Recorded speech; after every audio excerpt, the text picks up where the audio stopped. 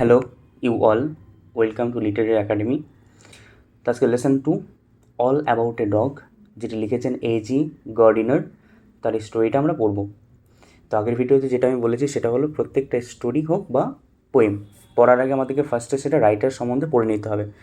যখন আমাদের রাইটার সম্বন্ধে একটা মিনিমাম ধারণা জন্মে যাবে তখনই আমরা কী করতে পারবো, সেই স্টোরিটা ক্লিয়ারলি বুঝতে পারবো। তো এই জন্য আমাদেরকে ফার্স্টে রাইটার সম্বন্ধে পড়তে হবে, আর রাইটার পড়েই তারপরে আমরা টেক্সটের যে সামারিটা আছে সামারিটা পড়বো এবং তারপরে লাইন বাই লাইন টেক্সটের অ্যানালাইসিসটা করবো। তো চলো একটা পেন্সিল এবং একটা খাতা নিয়ে বসে পড়ো।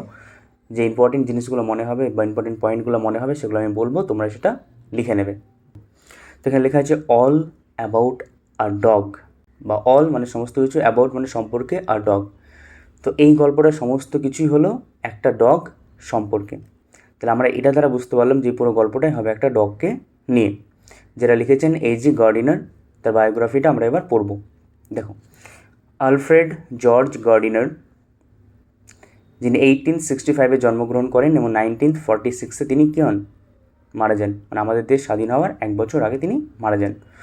ওয়াজ আ ব্রিটিশ জার্নালিস্ট অ্যান্ড অথর। তিনি কে ছিলেন? একজন ব্রিটিশ জার্নালিস্ট ছিলেন, মানে সাংবাদিক ছিলেন, একজন অথর, তার সাথে একজন তিনি অথরও ছিলেন।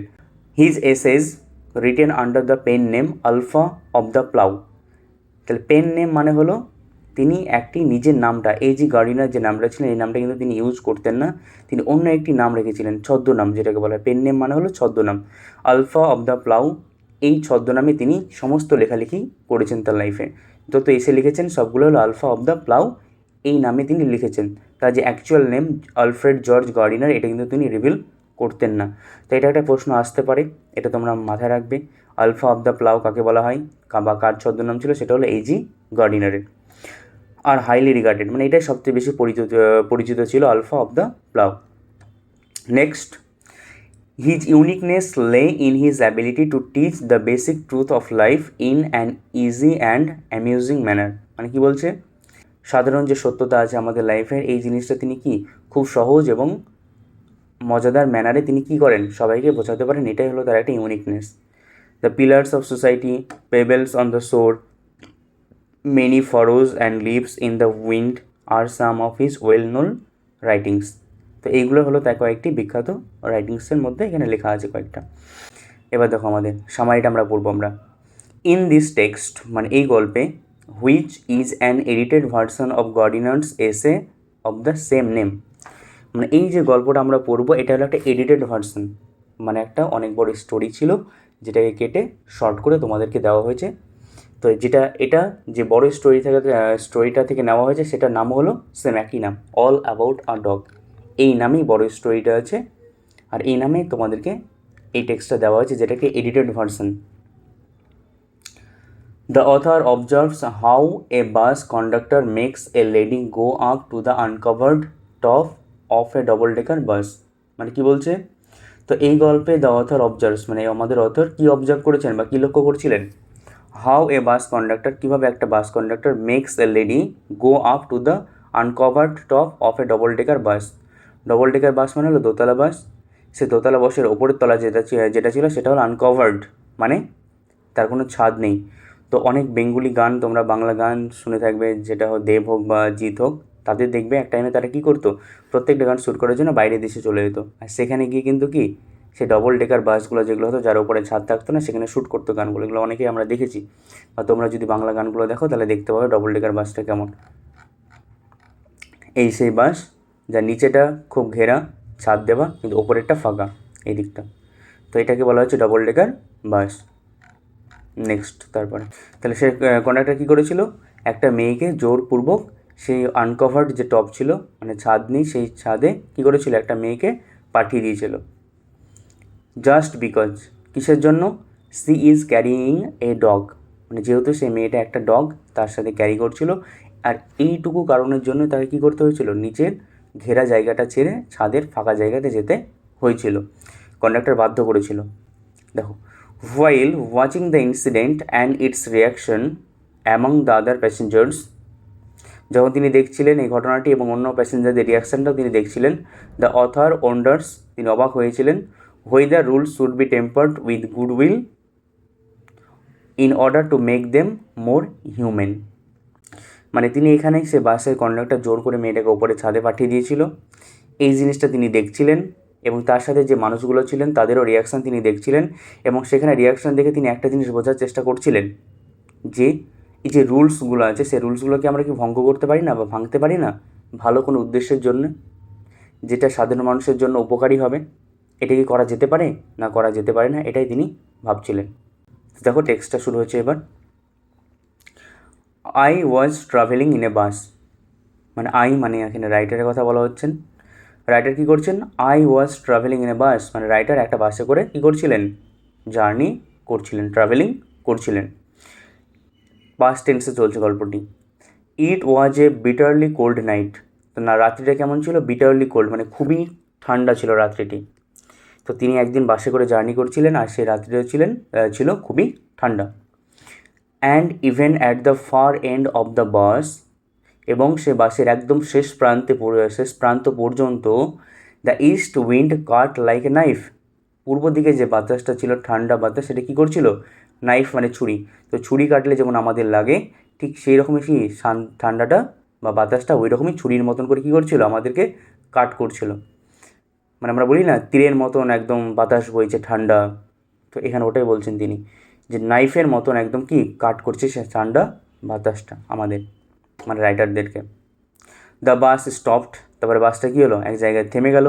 And two women and a man got in together, এবং কী হলো? মানে কোনো একটা জায়গায় গিয়ে বাসটা দাঁড়ালো এবং সেখানে দুটো মেয়ে এবং একটা লোক কী করলো? তারা বাসে উঠলো একসাথে, টুগেদার মানে একসাথে, তারা একসাথে জার্নি করছিল। অ্যান্ড ফিল্ড, এবং পূর্ণ করে দিল দ্য ভ্যাকান্ট প্লেসেস, মানে বাসের যে খালি জায়গাগুলো ছিল, মানে ফাঁকা সিটগুলো ছিল, সেগুলো কী করলো? সে তিনজন উঠে পূর্ণ করে দিল। তো তারা কয়জন জার্নি করছিল? তিনজন, দুজন মেয়ে আর একটা ছেলে বা লোক। তারপরে তো কি? দ্য ইয়ঙ্গার ওম্যান, মানে যে দুটো মেয়ে ছিল তার মধ্যে যে মেয়েটা ছোট ছিল, ক্যারিড আ লিটিল পিকেনিজ ডগ, সে কী করছিল? একটা ছোট্ট চাইনিজ, মানে পিকেনিজ ডগ মানে চায়নার একটা ব্রিড, তো একটা ডগ পিকেনিজ ডগ সে কী করছিল? ক্যারি করছিল। যে ডগটা কেমন ছিল? ছোট্ট, খুব একটা বড় ডগ নয় কিন্তু। তাহলে দুটো মেয়ের মধ্যে যে মেয়েটা ছোটো ছিল সে মেয়েটা কী করছিল? তার সাথে একটা পিকেনিজ ডগ ক্যারি করছিল। দ্য কন্ডাক্টর কেম, তারপরে সে কন্ডাক্টর আসলো, কেম ইন মানে আসলো, অ্যান্ড টুক দেয়ার ফেয়ার্স, মানে তাদের ভাড়াগুলো কী করলো? নিয়েছিল। Then his eyes rested on the beady eyed dog, তারপরে কী হলো? কন্ডাক্টরের চোখটা গিয়ে পড়লো কোথায়?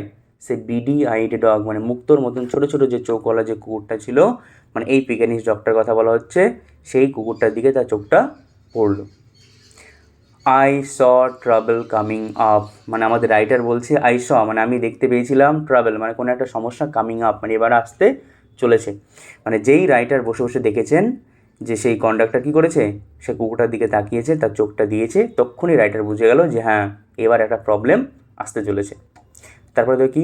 দিস ওয়াজ দ্য অপরচুনিটি, মানে এটাই ছিল একটা সুযোগ, for which the conductor had been waiting, আর যেই সুযোগটার জন্য কী করছিল কন্ডাক্টর? অনেকক্ষণ থেকে ওয়েট করছিল। And he intended to make the most of it, এবং সে কন্ডাক্টর কী করেছিল? একদম পুরো মনস্থির করে ফেলেছিল যে যতটা পারা যায় এই যে সুযোগ আমার কাছে এসেছে সেটার সুযোগের সদ্ব্যবহার করার। তো রাইটার এটাই বললো যে যখনই সে কন্ডাক্টরকে দেখলো এরকম, তারপরে সে বুঝে গেল যে এবার কন্ডাক্টর কী হচ্ছে? একটা যে সুযোগের জন্য সে অনেকক্ষণ থেকে ওয়েট করছিল সেই সুযোগটা এসছে এবং সেই সুযোগে কী করবে? সে যতটা সম্ভব সদ্ব্যবহার করবে। দেখো, আই হ্যাড মার্কড হিম, মানে আমি তাকে কী করেছিলাম? চিহ্নিত করেছিলাম অ্যাজ এ টাইপ, মানে এমন একজন মানুষ হিসাবে, who had a general vague grievance about everything, যে মানুষটার কি সব কিছুতে যেন ক্ষোভ আছে। তো আমাদের রাইটার সে বাস কন্ডাক্টরকে আগে থেকে চিহ্নিত করেছিল যে তিনি এমন একটা মানুষ যে মানুষটার কি সব কিছুতে problem.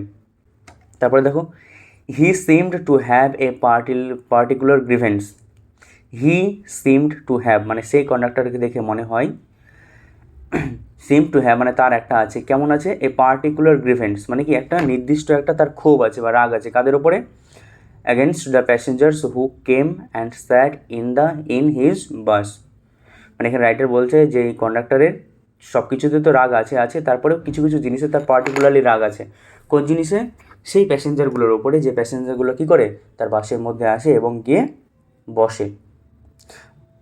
While he shivered at the door, যখন রাইটার কী করে, কন্ডাক্টর কী করে, সে দরজায় দাঁড়িয়ে কী করে, ঠান্ডায় কাঁপতে থাকে এবং তার প্যাসেঞ্জারগুলো কী হয়, আসে বাসের মধ্যে আসে, এসে কী করে আরামদায়ক একটা সিটে গিয়ে বসে পড়ে। এই জিনিসটা দেখে তার কী হয়, খুবই রাগ হয়। তো এটা রাইটার আমাদের বললো। তারপরে কী হচ্ছে দেখো, you must take that dog out, he said, he মানে কন্ডাক্টর, সেড মানে বললো, কন্ডাক্টর কী বললো, you must take that dog out, তোমার কী করতে হবে, এই কুকুরটাকে এক্ষুনি বাস থেকে বাইরে বের করতে হবে। কাকে বললো, অবশ্যই সেই মেয়েটাকে বললো। তারপরে মেয়েটা কী বলছে, I shall certainly do nothing of the kind, মেয়েটা বলছে এই রকম কোনো কাজ আমি করব না। You can take my name and address, আপনি কী করতে পারেন, আমার নাম এবং আমার অ্যাড্রেস দুটো লিখে নিন। সেইড দ্য ওম্যান, মানে সেই মেয়েটা বললো যে আপনি যদি পারেন বা চান তাহলে আমার নাম এবং অ্যাড্রেস লিখে নিন, কিন্তু আমি এরকম কোনো কাজই করব না। কেমন কাজ, যে আমার কুকুরটাকে বাইরে বের করে দেবো বাসে। She had evidently expected the challenge and new the reply, এবং সেই মেয়েটা অবশ্যই কি এক্সপেক্ট করেছিল, কি, the challenge and new the reply, মানে সেই মেয়েটা একটা চ্যালেঞ্জ থ্রো করেছিল কার দিকে, সে বাসের কন্ডাক্টরের দিকে, সেই জিনিসটা তিনি আগে থেকেই জানতেন এবং তার পরিবর্তে কী রিপ্লাই আসতে পারে এটাও মেয়েটা জানতেন। তারপর দেখো কি, you must take the dog out, that's my order, মানে সেই বাস কন্ডাক্টর কী বললো, তোমাকে অবশ্যই কুকুরটাকে বাইরে বের করতে হবে, এটা আমি বলছি না, এটা হলো আমার অর্ডার, তোমাকে এটা ফলো করতেই হবে। তারপরে কী হচ্ছে দেখো, I would not go on the top of the bus in such weather, it would kill me, said the woman, মানে সে মেয়েটা বললো যে আমি কোনোভাবেই বাসের ওপরে যাব না। ইন সাচ ওয়েদার মানে এই রকম ঠান্ডা ওয়েদারে আমি কোনোভাবেই বাসের ওপরে যেতে পারবো না। ইট উড কিল মি মানে এই ঠান্ডা আমাকে কী করবে, মেরে ফেলবে। সেইড দ্য ওম্যান কে বললো, সে মেয়েটা বললো।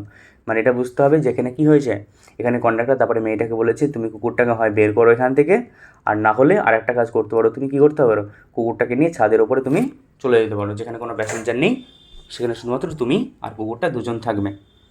এই জিনিসটা হয়তো বলেছিল। তারপরে মেয়েটা বললো না আমি বাসের ওপরেও যাব না এরকম ওয়েদারে, কারণ এটা আমাকে কী করবে, মেরে ফেলবে। তারপর দেখো কি, সার্টেনলি নট, অবশ্যই না, সেইড হার লেডি কম্পেনিয়ন, কম্পেনিয়ন মানে সঙ্গী, তাহলে তার সাথে যে মেয়ে সঙ্গীটা ছিল, মানে যে ছোটো মেয়েটা ছিল, ইয়ঙ্গার মেয়েটা, এবং তার সাথে যে মেয়েটা ছিল তার সঙ্গী, সে বললো সার্টেনলি নট, অবশ্যই না, কোনোভাবেই সে ওপরে যাবে না।